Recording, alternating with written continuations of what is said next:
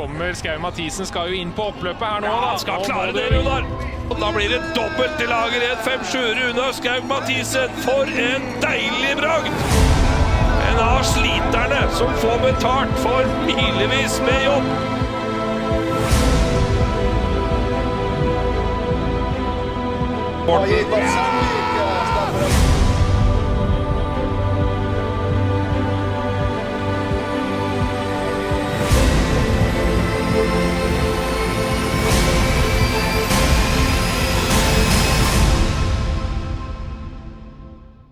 Welcome back to a new video. Today we will have an interview with one of the best long-distance skiers in the world. Let's get straight into it. Stats and story. Hi, my name is Runar Skierg Mathisen. I'm 31 years old, coming from Vinje in Telemark, but currently living in Oslo. I race long-distance skiing in ski classics for the team Lager 157 ski team. I started skiing when I was really young and racing at about 6 or 7 years old at my local town. I moved to Hovden Skigymnas to continue start my cross-country skiing career in high school, staying there for 3 years and then continue moving to Lillehammer to advance my cross-country skiing and also continue my studies. I skied traditional cross-country skiing until I was about 25 years old. Then I gradually adjusted into long distance and ski classics. I've raced for a number of different teams, but in long distance I've been at 2 teams, what's now called Team Næringsbanken for 2 years and Lager 157 now. This is my 4th year. Double poling has always been my best part of skiing. The last years of my normal cross-country career, I double poled almost all the races and also used a V2 for skating a lot to use my upper body strength to ski as fast as possible.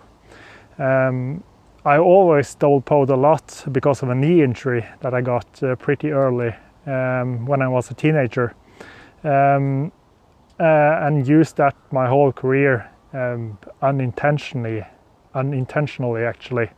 Then later I found out that I was actually pretty good at it.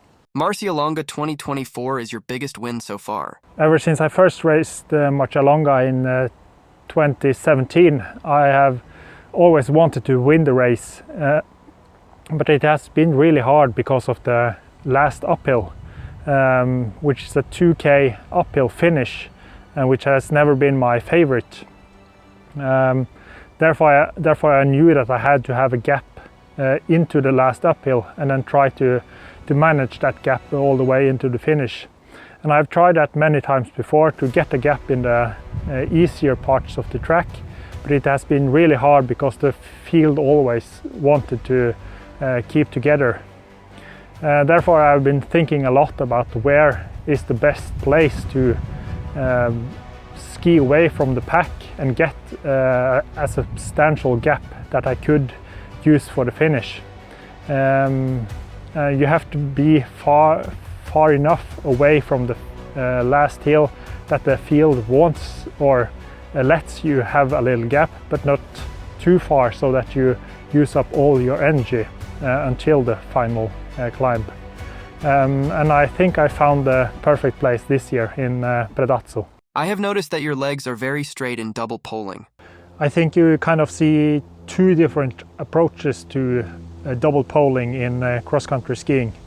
It is the kind in World Cup where we have a knee-driven kind of double poling, and then there's the hip-driven with the straighter legs, which you see in ski classics. I think that the hip-driven kind is more cost efficient, especially for a really long distance race, whereas the knee-driven one it costs a little bit more energy, but it's faster if you have short uphills, and you want to ski really fast. I have altered my technique the last years. The first years I skied in Ski Classics, I used the knee-driven kind of double poling, and what I really felt was that my thighs got really full of lactic acid, and when we could continued for 30-40 kilometers and with lots of uphills, my thighs just stopped working and I couldn't get up again when I double poled. But when I use more of the hip-driven double poling, I feel that I save my legs for the last part of the race, and I can ski better technically the whole time and not just the first 20-30 k. How long poles do you use? For double poling, I usually use the length that is allowed from FIS, which is 83% of your total body height. That's my usual length. And then if you have really firm conditions and a pretty flat track, I think that it's easier to keep a frequency high if you have a little bit shorter poles. So I can probably use about 2 centimeters lower if you have the right conditions. But if you have a lot of uphills, and it's especially when it's in pretty soft conditions, I want to have the maximum height. Is the Fischer DP Sprint ski really any better? I definitely think that the Fischer DP Sprint ski is better suited for long distance skiing than a classic ski. It might not have the advantage of better glide over a normal classic ski, but it is much easier to ski uphill if you're double poling. A normal ski would kind of have the disadvantage of it feels like you are pushing the ski into the snow in the uphills, where there's the DP Sprint kind of floats on top of the snow and maintains your speed better than a normal classic ski would. If you get into the warmer conditions, I believe that a normal clister ski would be suitable for most people. There have been a new model of the DP Sprint this winter that was actually really good in the soft conditions, but a normal clister ski would be enough for most people. How do you fuel during training and competitions? When I race, I use about 100 grams of carbohydrates each hour. I alternate between both gels and sports drinks. I try to mimic this also in my training, especially when I do interval trainings. I have to train my capacity to take up enough of the carbohydrates from my stomach so that I don't get stomach cramps. And I feel that if I haven't been training it for a long time, I can just take up about 60 to 70 grams of carbohydrates per hour. So I need to train this throughout the autumn and also during the winter.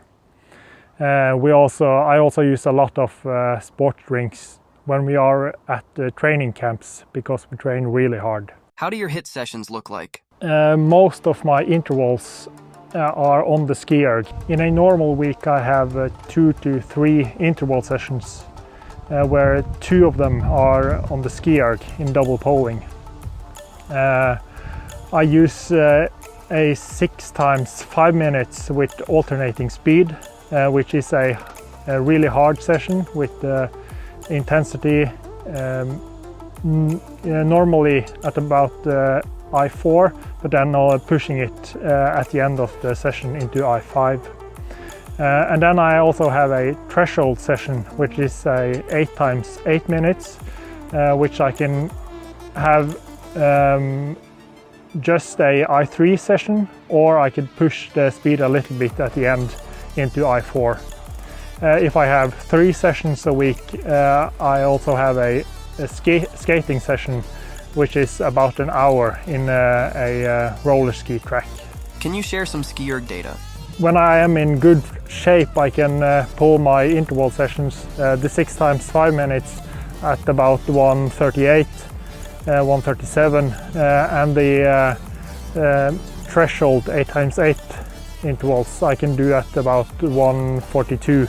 What is your maximal oxygen uptake? It's a long time since I tested my Vo2 Max, but I did it in skating once, and my best numbers was 77.5. Intensity and duration on lit sessions. When I ski my long distance sessions, I usually do it in intensity 1. I think that intensity 2 it drains the body too much of its energy and you don't get enough back from it. And especially during the winter, you have to be really careful of your intensity 2 sessions, because it drains too much energy during competition races and or during competition season. In the summer and autumn, you can try to have some sessions with intensity 2, but it has to have a real purpose, and the purpose, I think, should be technique training. I also have one session each week where I try to gain as much altitude meters as possible with good technique, and in this session I use some intensity 2. I also think that this with intensity 1 and intensity 2 is really individual, and you should feel what is best for you. And if you feel that you get a lot from the intensity 2 sessions, then you can use more of it. But if you feel like that it's really draining you of energy, then you should stay away from it. So you have to think about yourself and what works best for you. For my long distance sessions, they are from about 3.5 to 6 hours. And the 6-hour sessions, you really have to be careful of intensity 2, whereas the shorter sessions, it is easier to get into intensity 2 and get something out of it. Training hours? The last 10 years, my training volume has been from around 750 hours to 910 hours. And I cannot find a link between the number of hours and my results. So I think more about that what is inside those hours than what is the total number. How to become good in long distance skiing? If you want to be a really good long distance skier, you have to enjoy really being outside, training a lot of double poling. You can do some intervals, you can do long sessions, you can do some strength training, you can do some speed training, but being strong in double poling, that is the most important. Final question. Who is the GOAT in ski classics? I think there really is just one GOAT in long distance skiing, and that is Britta Johansson Nordgren.